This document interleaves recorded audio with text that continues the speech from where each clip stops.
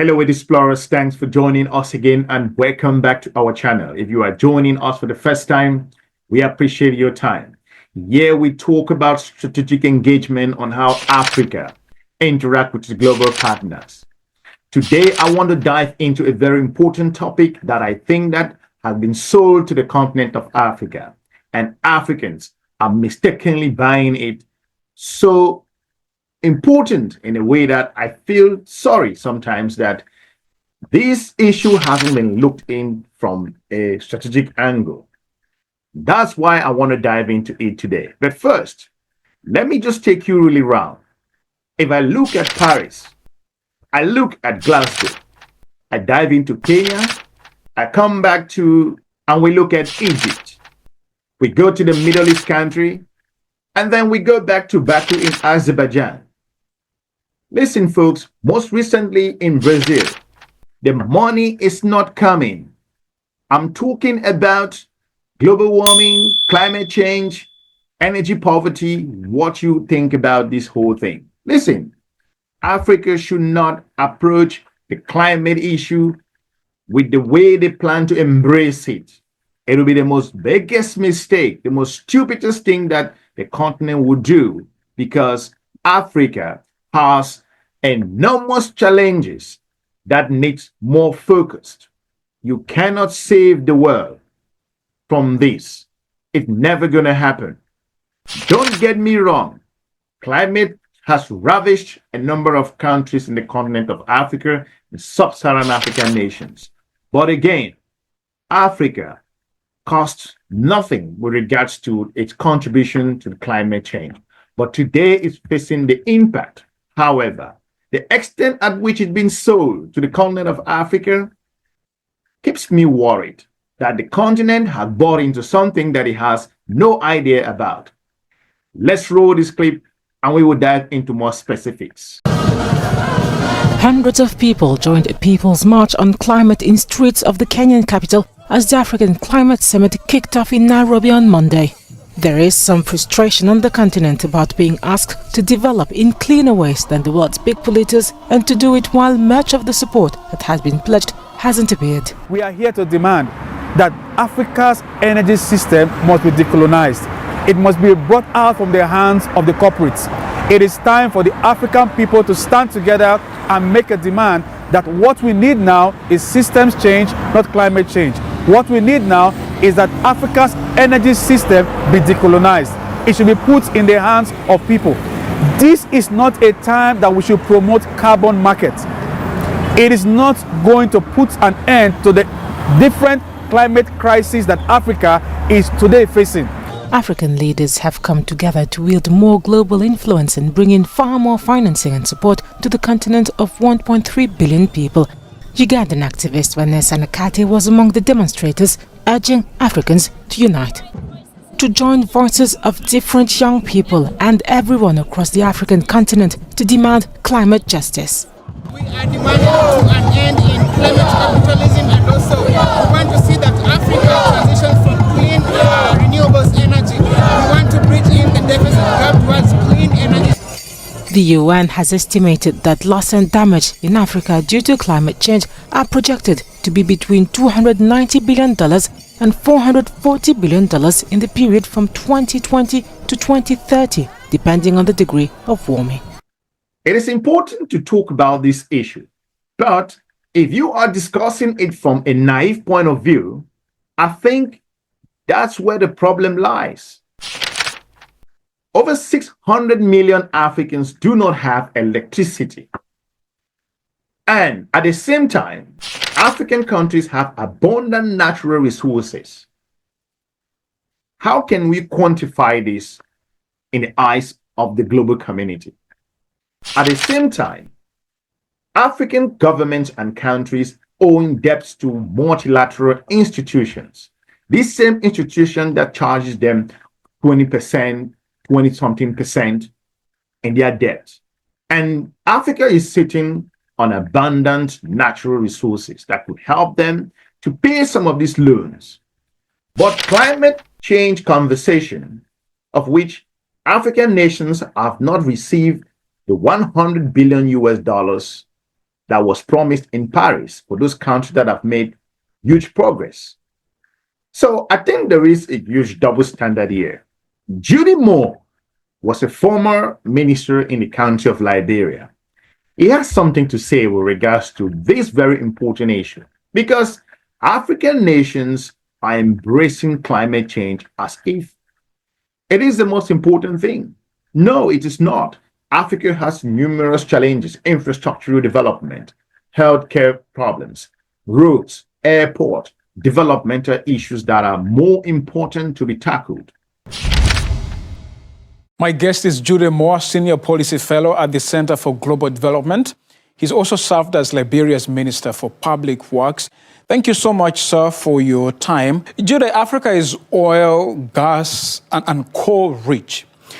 But how do we put all these, resources to use, plus renewables, of course, to put them into our energy mix to solve our energy poverty whilst navigating these climate concerns? My colleagues at the Energy for Growth Hub have done the assessment.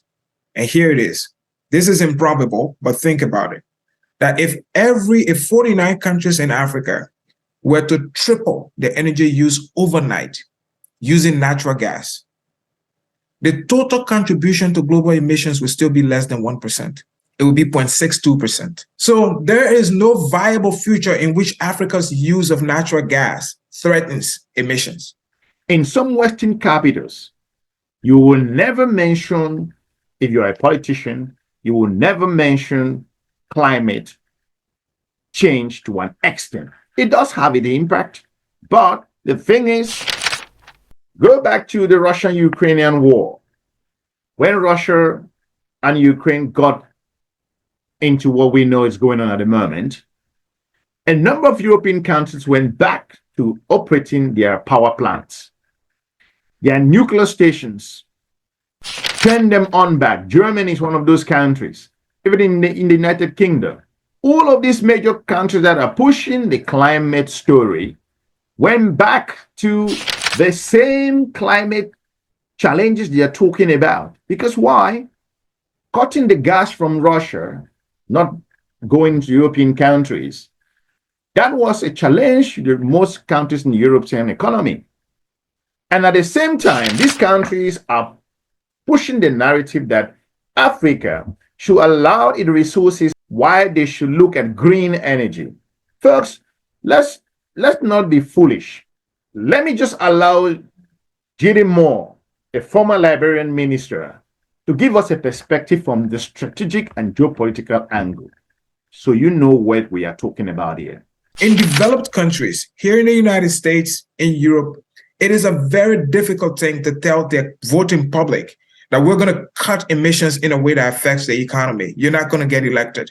But we know that emissions have to be cut. So instead of cutting emissions at the pace it should be cut domestically, you offshore that. You basically outsource that to us in Africa by saying, if Africans do not invest in fossil fuel assets, then we will be able to keep emissions down. But that comes at the cost of our development.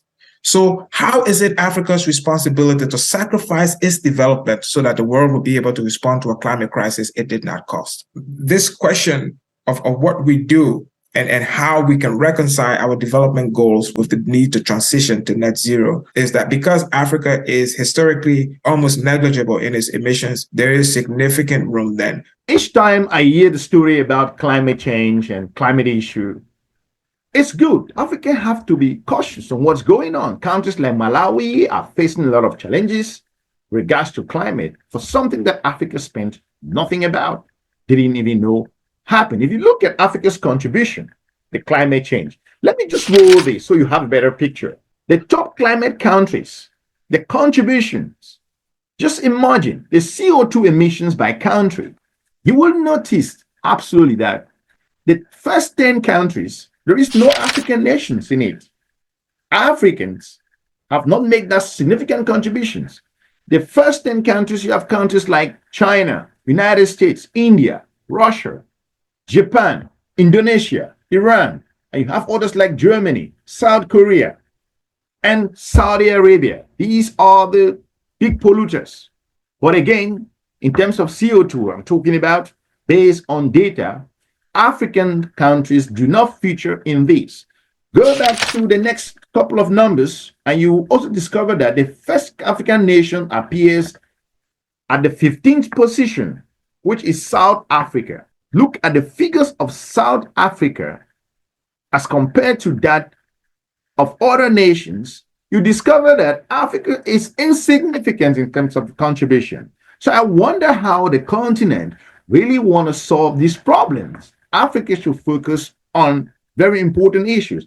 What investments are needed to expand access and where? The best way to get electricity to people is with scale. That means the unit cost becomes cheaper the bigger the scale is. And the way we do it with scale is on the grid.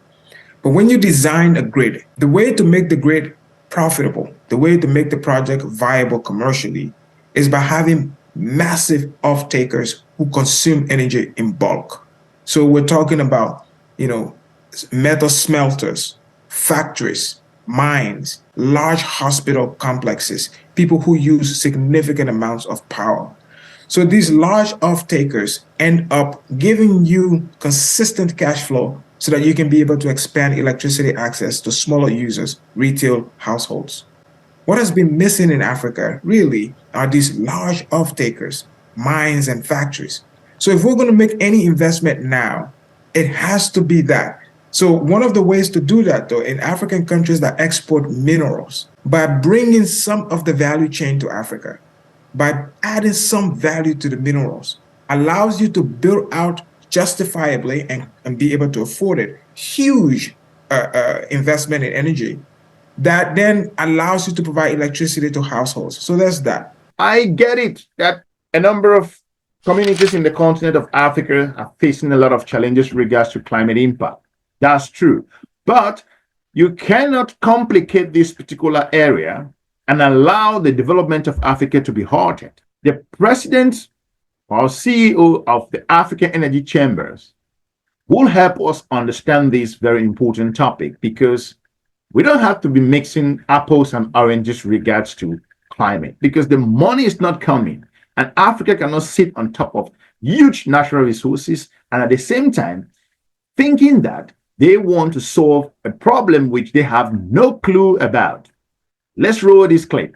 According to Mr. N.J. Ayuk of the African Energy Chamber, these crises are also compromising many parts of Africa's energy systems. He goes on to say they are deepening the financial difficulties of utilities, increasing risks of blackouts and rationing, and they're contributing to a sharp increase in extreme poverty. Mr. Ayuk says it doesn't need to be this way. Africa has plenty of what it takes to produce electricity. The continent has abundant resources of hydrocarbons, at least 125.3 billion barrels of crude oil, 509 trillion cubic feet of natural gas, more than enough resources to support renewables, enough sunlight to support 1,000 gigawatts of solar generation, enough running water to support 350 gigawatts of hydropower generation, enough wind to support turbines that can generate 110 gigawatts of power, and enough geothermal energy to support 15 gigawatts of capacity. I invited Mr. N.J. Ayuk of the African Energy Chamber to join me for a conversation that matters about how to utilize these resources to ignite economies throughout Africa. Mr. Ayuk, welcome. For having me. It's an honor. When you hear those statistics that I talk about, the resources that are available to countries in Africa, what does that say about what the potential is if you're able to tap into those sources of energy and the impact that they can have on economies throughout the continent? The potential is massive growth, massive opportunities for everyday people across the continent, but also us solving our own energy crisis that we have today. 600 million Africans have no access to electricity. 900 million have no access to clean cooking technologies, most of them women. That's a human rights issue. But then again, you start looking at poverty. Even those who have electricity, they have to ration electricity, like South Africa, where it's 8 to 10 hours a day in the dark. That's Africa's most industrialized nation. So productivity is down. Taxes are keep going up because we got to pay a lot more for services. Cost of living goes up, but then production across the continent is down. So we cannot really meet our development goals. We can't really meet our missions because of energy poverty, and our energy security is not guaranteed in the continent. But at the same time, there's abundant resources in the ground to drive up human flourishing in this continent. The question here is, where are the African researchers? If you look at the data that's presented to a number of African countries, this data comes from the continent of Africa, but the African scientists themselves are on the backdrop. Most Western scientists talk about this topic, explains it, do the research, and some of those individuals in those communities have no say. This has driven some African experts in the climate sector to go nuts with regards to what's going on. And the data itself that's been provided have been questioned by a number of volunteers and experts in the region, that it's not a representation of some communities. My name is Ndonim Kunu, and I am an African scientist and a climate change researcher. And I can tell you, it is not easy at all to find climate change information that is relevant to the implementation of projects on the ground for Africans. Yet, it is this information, evidence to what works and what doesn't, that can help us and direct us to the solutions that can and should be scaled up for climate action. I ask myself, is it because that information on locally led African climate action projects just hasn't yet been documented? Or it could be that the vast majority of climate research comes from the global north, from a group of people with very similar backgrounds. For example, the white male scientist. And in this group of people, the skewed nature of climate change is also skewing the body of knowledge around climate research. That climate change and climate research is biased. A study recently published by the BBC News backs me up. The study looks at 100 of the most highly cited climate research papers over the past 5 years. Fewer than 1% of the authors are based in Africa, and only 12 of the papers had a female lead researcher. And I can't help but ask myself how many of them were female African researchers. So the question is, where are the African researchers? Where is the African climate change work? The lack of African knowledge is one important reason, in my view, that Africa keeps getting presented by donors and in the media as needing rescuing. In this dominant narrative, others need to come to the continent to help Africans with climate action. Now, don't get me wrong, climate research and climate action are needed in Africa. Like the rest of the world, Africa is warming. And like the rest of the world, Africa and countries in Africa and regions are feeling the impact. Let's take 2019, for example, the third warmest year on record for the African continent. Parts of East Africa, especially Kenya and Somalia, experienced a widespread of flooding and drought. Following this, food insecurity in these countries increased from 2.3 million people in 2018 to 5.2 million in the late 2019. So Africa is highly vulnerable to climate change. The thing is, vulnerability goes hand in hand with effective local action to adapt to climate change. More importantly, the issue about the climate challenge in the continent of Africa goes beyond what is expected in a general conversation. Africa, even if it needs to industrialize so fast, even if it needs to invest billions of dollars in its factory to develop infrastructure, to an extent, experts says it won't meet to the extent at which compared to global or advanced nations around the world. So I'm wondering why Africans are looking at climate change as if that's what is going to solve their problems in the future. This will never happen. It will never change, because guess what? If I look at the information most recently in Azerbaijan, in Baku, the United Nations Climate Change Executive Secretary, Simon Steele, highlighted in Baku that the new financing goal agreed at the United Nations Climate Conference in Baku is an insurance policy for humanity. This deal, according to him, keeps the clean energy boom growing and protect billions of lives. It will help all countries to share in the huge benefits of bold climate actions, more jobs, stronger growth, cheaper and clearer energy to all. But like any insurance policy, I want you to pay attention to this. It only works if the premiums are paid in full and on time. It goes back to what I'm saying, that the rich countries don't want to pay. They have the money, they don't want to pay.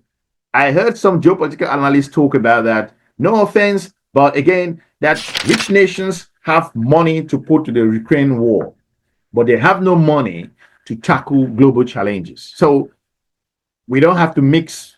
It's all about geopolitics. It's all about these poor nations in Paris. South African president challenged the global systems. Yet, looking at Paris, we've had more than 2 or 3 different events. In Egypt, COP, nothing happened. Go to the Middle East, nothing happened. Now we went to Baku, no money is coming forward. So I see Africans talking about climate change as if they are the ones who have a solution on it. No, you don't have a solution.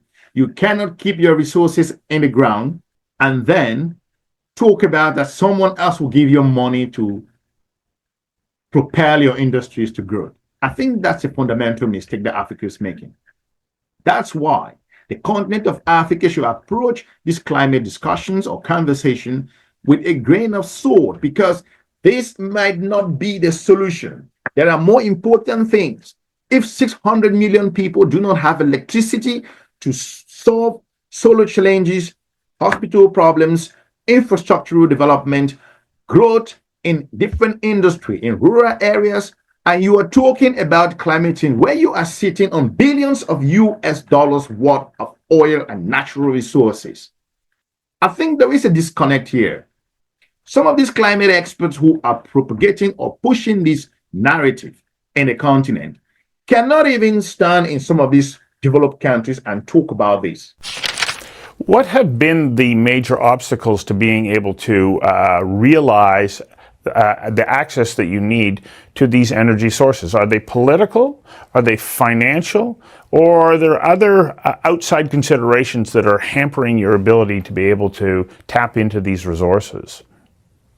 It's a combination of all. I think sometimes we have not really, as Africans, we've not really shown those political wills to really drive up markets, to really show limited government, cut taxes, and provide the right kind of fiscal incentives in the past. But right now, we've woken up. We're doing a lot of that. We are seeing that if you have limited government, like a country like Namibia, if you reform your economies like what you're seeing in Gabon and the Congos, and really put some kind of structural, you're going to see investment come in. But also, we're also seeing outside forces that have been very, very strong in really pushing for lack of investment into our energy sector because of climate concerns. We know climate change and energy poverty are two sides of the same coin, but these outside forces have been really pushed our energy sector and put it on an existential threat, because we can't get access to finance because they say your resources deemed fuel, but you can, so it can be financed. But at the same time, you're seeing fossil fuel production in most of the wealthy countries like the United States or maybe Norway in Europe being funded. So we think there is a double standard, and that disparity is really hurting everyday people, and it's really hurting us to really ascertain those principles that we want to see and all that democratic traditions that we so much envision that could really be able to reshape our economies and improve people's lives. Let me know what you think regards to your country and your perspective. And let me also know what you think the global countries or the rich nations should be paying even more. I will be looking forward to exploring other topics regards to Africa's strategic engagement with geopolitical partners. For now, I'm looking forward to meeting you soon in our next episode. Have a good day. Bye-bye.